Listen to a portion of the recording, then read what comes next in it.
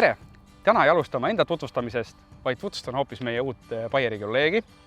Tervist! Olen Tõnu ja uus Bayeri agronoomi esindaja Eestis. Oleme siis hetkel Lõuna-Eesti põldudel ning nagu me näeme, siis taimed on tegelikult kasvufaasis siin piirkonnas palju rohkem ees, võrreldes seda siis Kesk-Eesti või Põhja-Eestiga. Kuid Tõnu, järsku räägi lähemalt, et mis töödega me siin sügisel hakkama saime? Jaa, et sellel põllul me tegime siis kompleti, mis on siis mullapõhine herbitsiid kulunormiga 0,5 liitrit hektarile. Ja tulemust vaadates või siis hetke põldu vaadates, siis on ta head tööd teinud. Et tahaks veel mainida, et siin on eelviljanud raps ja komplet siis tõrjub ka väga hästi rapsivarist. Jah, nagu tõesti me näeme, siis herbitsiid on toiminud sügisel väga hästi, põld on umbrohu vaba, mis tähendab seda, et me saame natukene lükata edasi kevadise herbitsiidi kasutamist, kui selleks üldse vajadus on.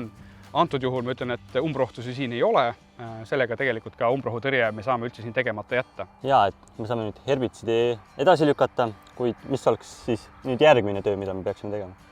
Kui rääkida fungitsiidide valikust, et mida siis valida nagu T1 pritsimiseks, siis nagu ikka talve alt välja tulnud taimed on meil natukene räsitud, eriti veel arvestades selle aasta talve, kus oli palju talvekahju, tekkisid erinevad probleemid teraviljadel, nii nisul, rukkil, tritikaalel kui ka taliodral, varajaste haigustega, lumiseenega ja ka erinevad juurehaigused, juuremädanikud ja silmlaiksus, siis antud juhul esimesse pritsimisvarianti soovitamegi valida just fungitsiid, mis on eriti tugev juurehaiguste vastu, võrsehaiguste vastu ning samamoodi ka varajastele helelaiksusele, jahukastele ning ka pruunlaiksusele. Jaa, aga meil on 2 tugevat fungitsiidi, input ja input triple. Kumba eelistada? Kuna antud juhul siin on meil eelviljaks taliraps, siis siin me soovitame kasutada nii inputi kui input triple'it. Küll aga, mis on input triple'i eelis inputi ees, on see, et kui meil on tegemist varajase talilisusordiga, millel on probleem näiteks jahukastega, et ta lööbib varakult, taimik on meil tihe, kasvab jõudsalt, siis input triple'il on väga hea efektiivsus jahukastele. Lisaks ka teistele haigustele, juuremädanikud, silmlaiksus, võrsehaigused, kuid siiski input triple on tugevam just jahukaste poolest. Nagu me teame, tegelikult ka input on väga tugev, kuid just input triple'is lisanduv lisatoimeaine prokinasiid on see, mis on eriti efektiivne jahukaste vastu.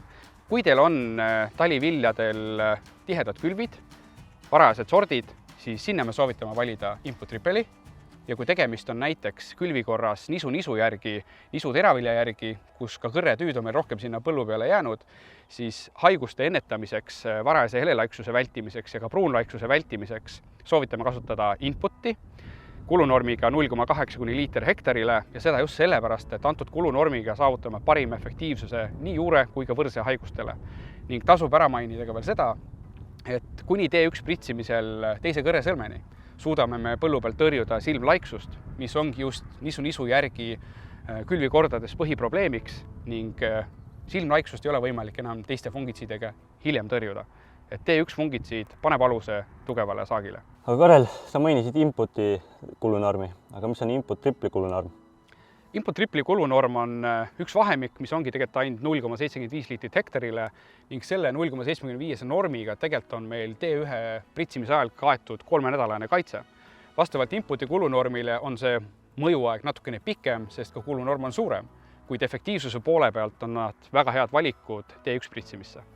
T1 pritsimine on tegelikult kohe käes või juba alanud, siis oleks tegelikult sobilik mõelda, mis on siis Bayeri lahendused T2 pritsimiseks. Kui rääkida T2 pritsimisest, siis tõesti T1 pritsimise ja T2 pritsimise vahe ei tohiks olla väga palju üle 3 nädala. See tähendab seda, et me tegelikult suudame selle haiguste intensiivsuse madalad hoida, kui me teeme juba ennetava pritsimise. T2 pritsimiseks soovitame Bayeri X-Pro generatsiooni tooteid, milleks on näiteks Askra X-Pro. Ja sellest on küll mõnes mõttes vara rääkida, kuid me peame ikkagi ette mõtlema, et haigused põllu peal ju ei oota. Miks just Askra X-Pro valida on sellepärast, et tal on väga hea mõju hilisele jahukastele, varajane nisu helelaiksus, samamoodi nisu pruunlaiksus ja sellega me hoiame tegelikult taimed tervena just lipulehe faasis, mis aitavad meil siis ka parema saagi saada. Aga nüüd, kus fungitsiidi jutt on räägitud, siis lähme vaatame, mis toimub teisel põllul, kus on vaja teha kevadel herbitsiidi. Lähme. kui rääkida kevadistest herbitsiidilahendustest, siis Bayeri portfellis on uus toode, milleks on Incelo. Meil on täna siin põllu peal kaasas ka Linas Agro esindaja Anastiina. Tere, Karel! Ja kuna tegemist on uue tootega Bayeri portfellis, siis võib-olla on tekkinud ka mõned sellised küsimused põllumeeste poolt. Jaa, huvi on olnud tõesti suur. Et põhilisemaks küsimuseks on see, et kui lai on umbrohutõrjespekter, mida antud preparaat tõrjub, mis on kasutusaeg, et äkki räägid lähemalt sellest? Incelo on mõeldud siis kasutamiseks talinisul, talitritikaalel, talirukkil, nii kõrreliste kui ka laialeheliste umbrohtude tõrjeks. Põhilised kõrrelised, mida ta tegelikult tõrjub, on rukki kastehein, murunurmikas, samamoodi tuulekaer, mõju on ka tal oraseinale ning väga palju probleeme on hakanud ka üle Eesti põldudel tulema just lustetega, ehk ka rukkiluste on tema tõrjespektris täiesti sees. Kui rääkida laialehelistest umbrohtudest, siis nagu me siin põllu peal tegelikult näemegi, et siin on päris ohtralt virna, roomavat madarat, kesalille just, ja ka nendel on väga hea mõju olemas. Samamoodi tasub ära märkida ka mailased, mis lähevad suhteliselt varakult õitsema ja tekitavad meil ju probleeme pritsimistega. Aga mis kasvufaasis on kõige õigem kasutada? On piiranguid? Meie soovitame Incelot kasutada kuni kasvufaasini 32, ehk see on siis kuni teise kõresõlmeni, kuid siiski teatud tööd tuleks ikkagi ära teha vastavalt umbrohtumusele, ehk mis faasis on meil umbrohud. Mõned kasvavad liiga üle ja siis on meil juba raske neid tõrjuda. Ja kui rääkida veel kasutuse poole pealt kulunormist, siis taliviljadel me soovitame kasutada kulunormi 0,2 kilo hektarile ja kindlasti efektiivsuse suurendamiseks lisada juurde märgaja, milleks on BioPower, et sellega saavutame veel parema efektiivsuse siis erinevatele kõrrelistele ja laialehelistele umbrohtudele. Aga antud kasvufaasides tahetakse tihtipeale ühildada ka teisi pritsitöid. Kuidas on lood paagisegudega? Tegelikult Incelo sobib paagisegudesse üpriski hästi. Teda tohib kokku segada kasvuregulaatoritega, milleks on näiteks CCC, samamoodi fungitsiidiga, juurde tohib lisada ka leheväetist, kuid siiski nende paagisegude tegemisel tuleks säilitada nagu selline kaine mõistus, et mitte segada liiga palju tooteid ka ühte paagisegusse kokku. Sellega me hoiame ära siis liigse fütotoksi ohu kultuuridele, et antud paagisegud on täiesti sobivad juhul, kui taimed on heas toitumuses, nad ei kannata põuastressi all ega samamoodi ka kuumuse käes. Et sellel juhul on paagisegud täiesti sobilikud.